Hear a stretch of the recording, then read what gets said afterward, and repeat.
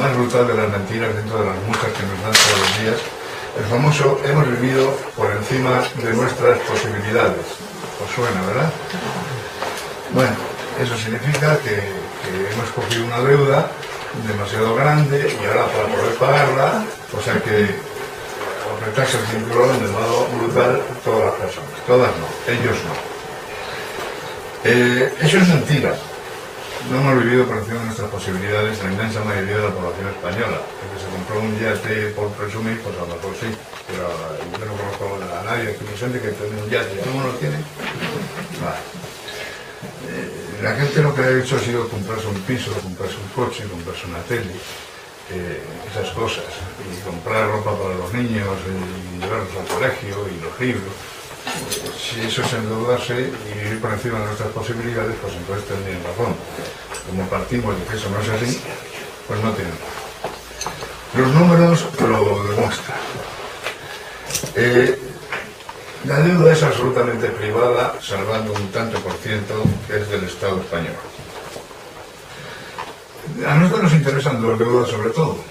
La deuda pública, la deuda del Estado, porque se supone que la tenemos que pagar entre todas las personas, y la deuda de los hogares y las familias, porque se supone que es nuestra.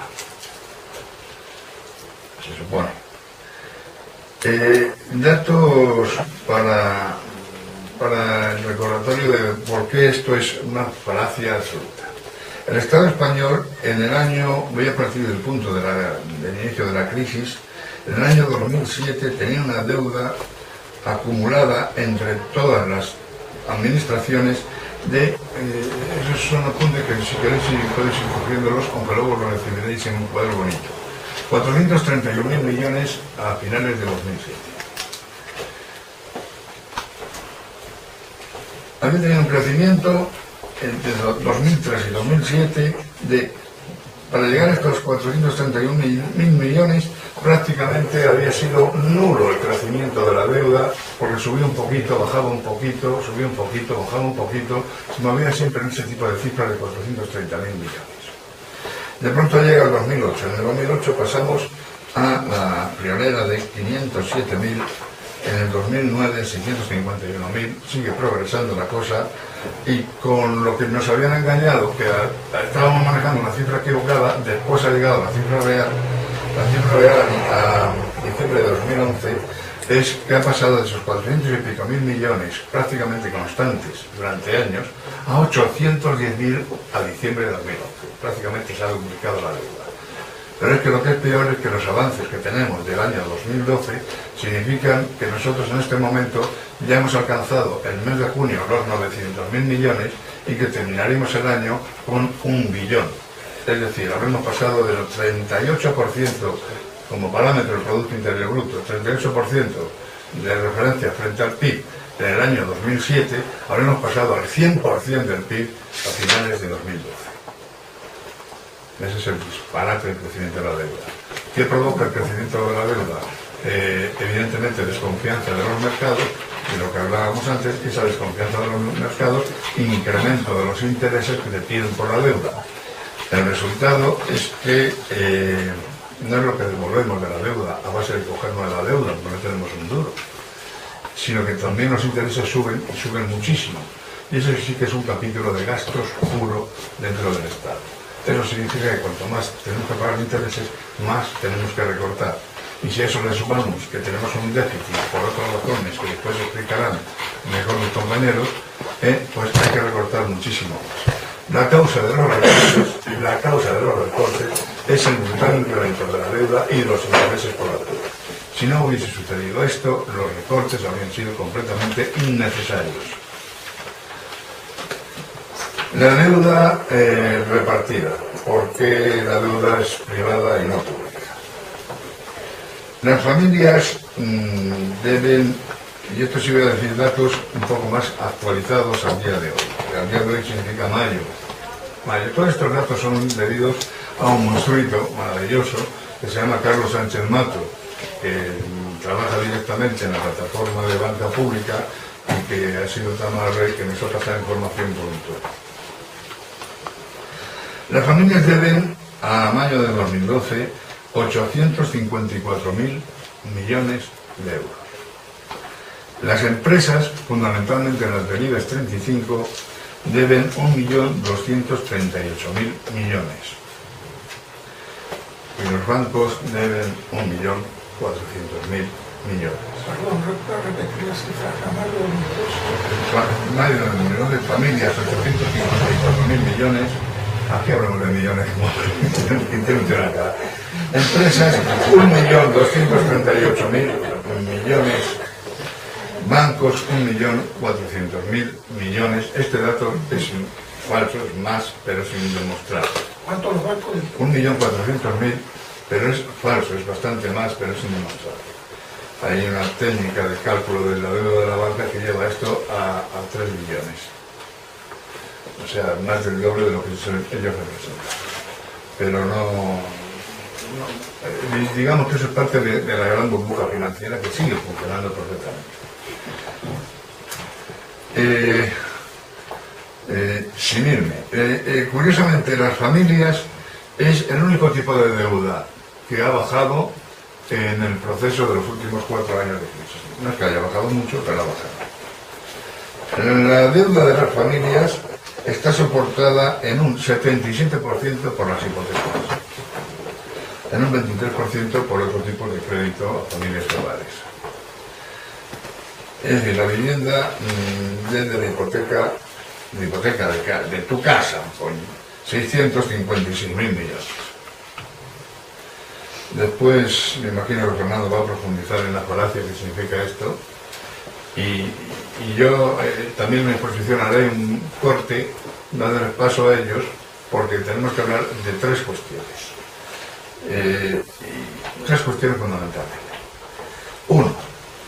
El incremento de la deuda provocado por el petardazo de la burbuja inmobiliaria, que genera, por 2 cosas, genera un incremento de deuda de las empresas, un incremento de deuda de los bancos, un incremento no de deuda, pero sí de dificultades de pago de las familias. Eso es la burbuja inmobiliaria. Eso ha generado un enorme gasto provocado por el desempleo. Ahí es la realidad en cuanto a números. Luego entramos en las cosas y nos quedamos en su padre. Pero en cuanto a números, el desempleo ha generado un brutal crecimiento de la deuda. Otro brutal crecimiento de la deuda ha sido la carencia de un porcentaje muy importante de ingresos. Ahí entrará Elena a contarnos la gran mentira de la fiscalidad española. Hablaremos, por tanto, de la burbuja inmobiliaria, de la fiscalidad española, y luego, en otro tramo final, hablaremos de lo que pasa cuando se pasa de lo privado a lo público la deuda, para que se lo toman todas las personas cuando le debemos. Y con eso yo creo que remataremos este punto y al final hablaremos de todas estas. Esquema claro entonces que yo intento transmitir. 1. La deuda es privada, no es pública. 2. La deuda de las familias era totalmente soportable si no hubiese existido la burbuja financiera y la burbuja inmobiliaria. 3. La deuda del Estado, si se incrementa, es por 3 factores. 1. El error de la fiscalidad española. 2. El problema de la crisis económica que desemboca en multitud de parados, brutalidad de parados en el sistema.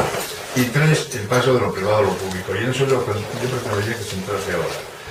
No sé, Fernando está por aquí.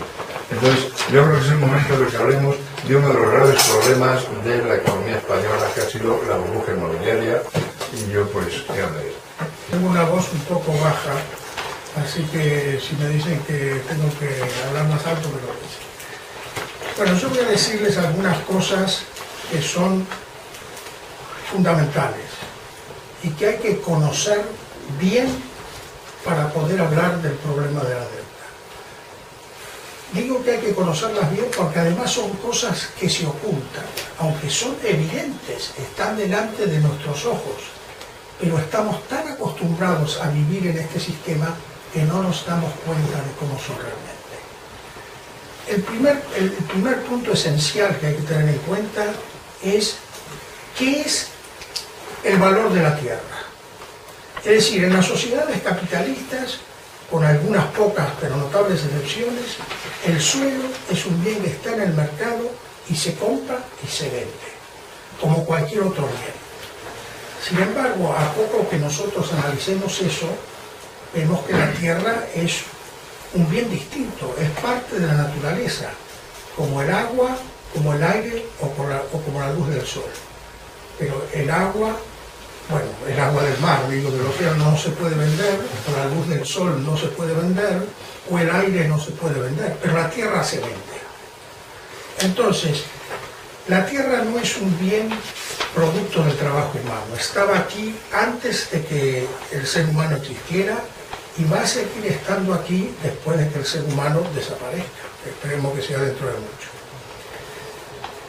Entonces, la tierra, como es un bien natural, no tiene costo de producción. La tierra por sí misma no vale nada. No tiene ningún costo de producción. Un automóvil, cuando sale de fábrica, tiene el costo de los materiales empleados, el beneficio del empresario, el costo de diseño, es decir, tiene un costo de producción cuando sale ese automóvil a la venta. Después el valor de ese bien de producción humana va decayendo, se amortiza con el tiempo. La tierra, cuando sale al mercado, tiene un valor. ¿Por qué tiene valor la tierra? Lo primero que surge a la vista es porque hay demanda de tierra, porque es un bien escaso. Si hubiera tierra de la misma calidad disponible en forma ilimitada, la tierra no tendría valor. Pero la tierra no está indisponible en forma ilimitada y no tiene la misma calidad de producción, sino que hay una tierra mejor situada que otra. La tierra de Goya y Serrano es mejor que la tierra de las afueras de Madrid. ¿En qué se basa el valor de la tierra? La gente no lo piensa. La gente dice, bueno, esto vale tanto, mi apartamento vale tanto, pero no son cosas que están en el aire. El valor de la tierra se basa en la renta de la tierra. Es decir, ahora voy a explicar el concepto de renta. La renta de la tierra, capitalizada al interés corriente, es lo que da el valor de la tierra. Esto es una cosa que es difícil de entender porque no está, diariamente no la vemos, no se nos habla de esto. Aunque por supuesto se sabe, se sabe porque, por ejemplo, cuando te llega la evaluación del impuesto inmobiliario, dicen valor de la construcción 30%, valor del suelo, aunque sea una casa de 30 pisos o de 40 pisos, valor del suelo 60%. Es decir, lo que da el valor de la tierra es la renta de la tierra. Entonces, ¿qué es la renta económica? La renta económica, lo que se llama renta económica, no renta del suelo, es normalmente un excedente. Es como lo define la economía clásica. Es decir, ¿puedo dibujar? Sí, está por eso. No, aquí no. Sí. Es decir, si nosotros tenemos una estructura productiva acá y el suelo aquí, nosotros vemos que la renta de la tierra va disminuyendo desde los sitios centrales de un país, por ejemplo, Goya y Serrano, a la periferia de la tierra. Entonces, cuando se llega a la tierra que no tiene valor teóricamente, es lo que en economía se llama el límite del cultivo. En el límite del cultivo, todo esto que hay acá es de la producción, del total de 100% de la producción, todo este porcentaje es renta de la tierra. Y esto es retribución del capital y trabajo. Del capital y trabajo.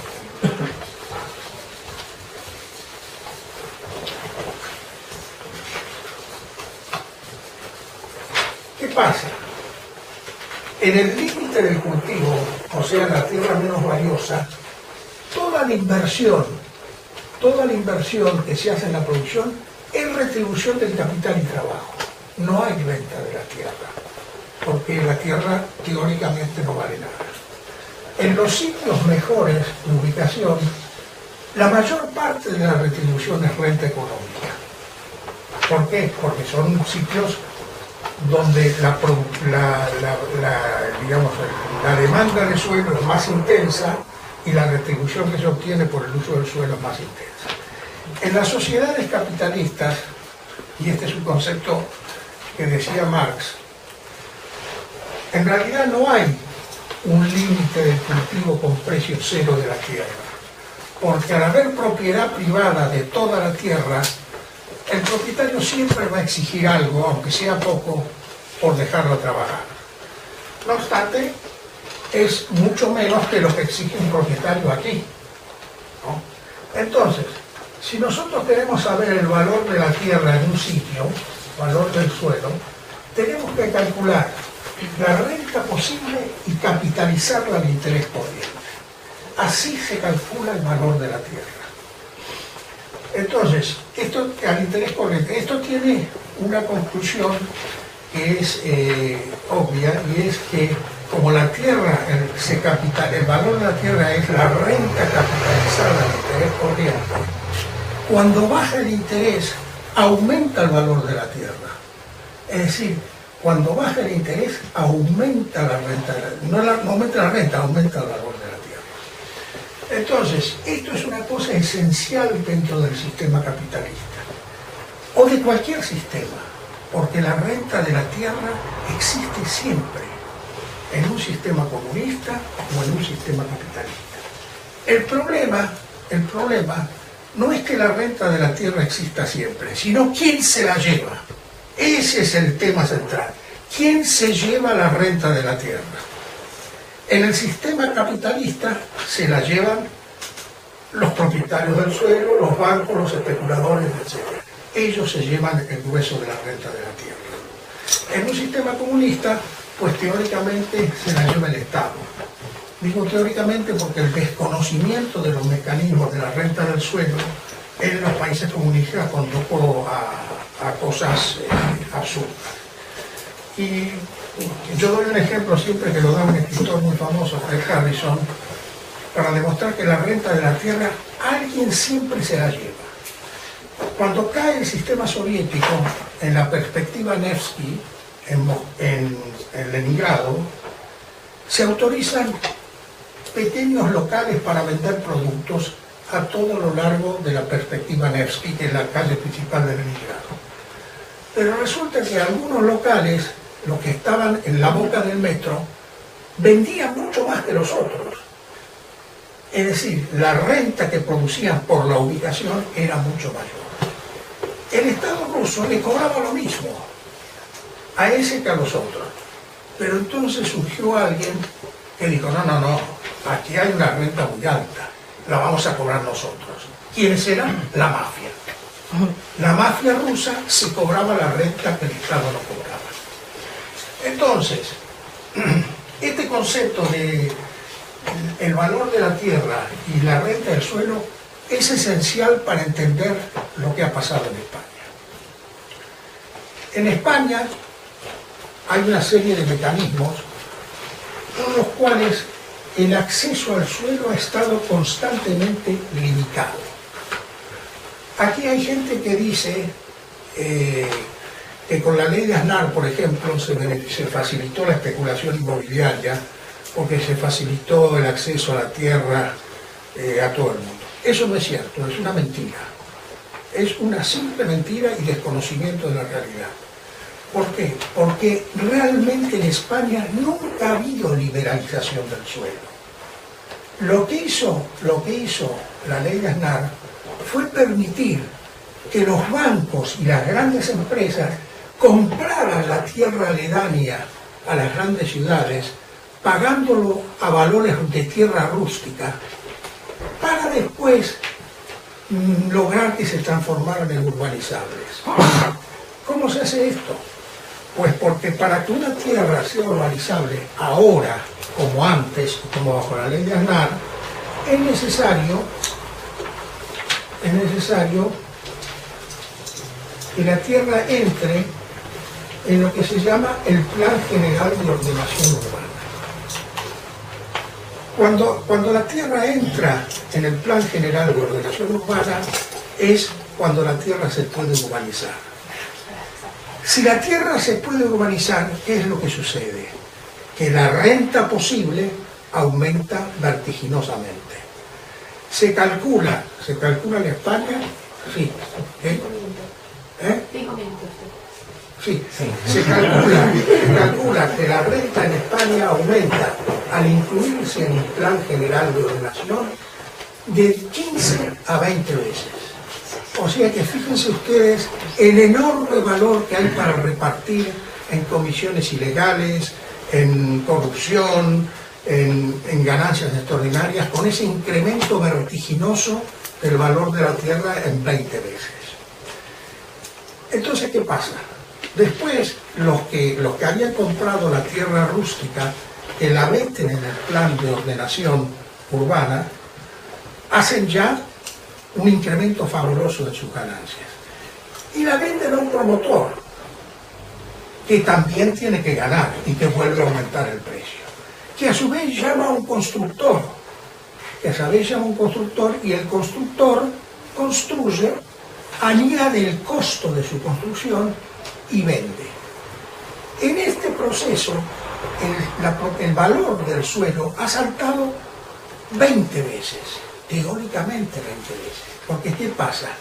Se ha promovido en todo el país una especie de psicología de la especulación. Y eso lo hemos vivido todos. ¿Quién no ha escuchado a un amigo decir, lo que he ganado con mi apartamento? Uy, que me he llenado de oro, que he ganado tanto, que he ganado lo otro. Entonces, cuando llega al consumidor, el valor del suelo no ha aumentado 20 veces, ha aumentado 30 veces y 40 veces. ¿Cómo se vende este suelo? Se vende porque los bancos lo financian. Entonces los bancos, que en gran medida han sido los compradores de la tierra agrícola que rodea las ciudades y que están relacionados con las grandes empresas como el Corte Inglés y por tantas otras que compraron tierra, los bancos financian esta burbuja. La financian. ¿Cómo la financian los bancos? Pues endeudándose. Los bancos se endeudan para seguir inyectando dinero en la burbuja inmobiliaria. El resultado es la catástrofe que nos encontramos, en el cual el país entero está endeudado con valores artificiales originados de la especulación del suelo. ¿Cuál es la solución para esto? Termino porque es un tema muy largo que requiere mucho tiempo. Pues hay países, yo podría citar Corea del Sur, por ejemplo, podría citar Singapur, donde no hay propiedad, Singapur no hay propiedad privada de la tierra. Simplemente la tierra se concede en uso, pero no en propiedad. Lo mismo en Hong Kong. En Corea lo que hacen en cambio es gravar la renta del suelo en forma permanente, de modo de que si la tierra aumenta 20 veces de valor, el Estado se lleva 15 de ese 20. Deja subsistente la propiedad, pero se lleva la renta del suelo. Si en España se hubiera aplicado un sistema impositivo grabando la renta del suelo en todos los niveles, jamás habría habido especulación inmobiliaria. Lo que pasa es que no ha habido interés en hacerlo. Y yo voy a ser duro. Hemos estado gobernados por una pandilla de delincuentes o de ignorantes. Lo más suave que se puede decir es que son ignorantes. Y quizá lo más acertado es que son delincuentes. Porque se han forrado con la especulación inmobiliaria, con las comisiones ilegales, ayuntamientos, políticos, ni que hablar de los bancos, etc. De ahí ha surgido la burbuja inmobiliaria. Pero estos conceptos que yo les he dicho, fundamentales, de valor de la tierra, renta del suelo y cómo se produce el salto, son conceptos que ustedes tienen que tener permanentemente en la cabeza para entender cómo se ha generado la situación que vivimos en España. Otros países capitalistas también tienen el problema, pero menos que en España, porque se grava la renta del suelo. Se impide que estalle la burbuja. Por ejemplo, el gobierno laborista inglés había puesto un impuesto del 90% al incremento del valor. Después la Thatcher lo bajó. Pero en general en los países se graban estas cosas. En España no. Hay un impuesto a la pluralidad que es más teórico que práctico y del cual se escapa todo el mundo. Pues nada más, lo dejo aquí. Así surge el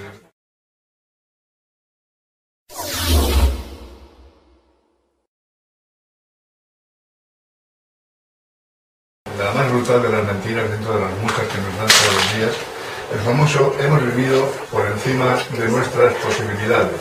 ¿Os suena, verdad? Bueno, eso significa que hemos cogido una deuda demasiado grande y ahora para poder pagarla, o sea que apretarse el cinturón de modo brutal todas las personas, todas no, ellos no. Eso es mentira. No hemos vivido por encima de nuestras posibilidades la inmensa mayoría de la población española. El que se compró un yate por presumir, pues a lo mejor sí, pero yo no conozco a nadie que presente que tiene un yate. ¿Cómo lo tiene? Vale.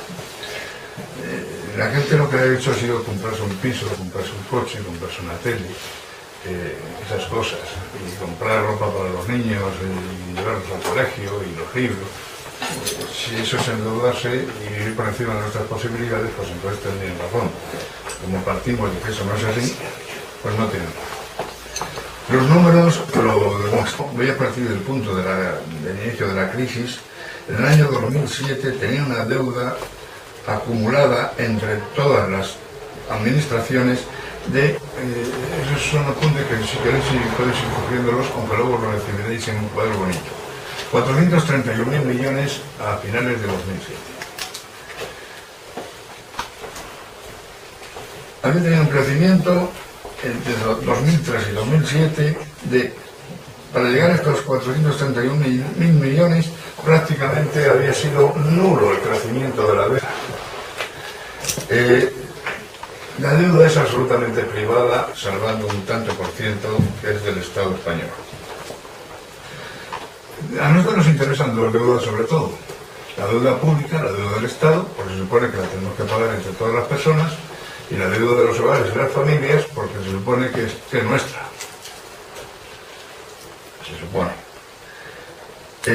Datos para el recordatorio de por qué esto es una falacia absoluta.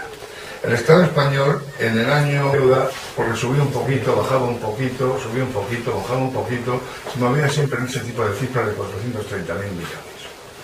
De pronto llega el 2008. En el 2008 pasamos a la friolera de 507.000, en el 2009 651.000, sigue progresando la cosa, y con lo que nos habían engañado, que estábamos manejando una cifra equivocada, después ha llegado la cifra real a diciembre de 2011, es que ha pasado de esos 400 y pico mil millones prácticamente constantes durante años a 810.000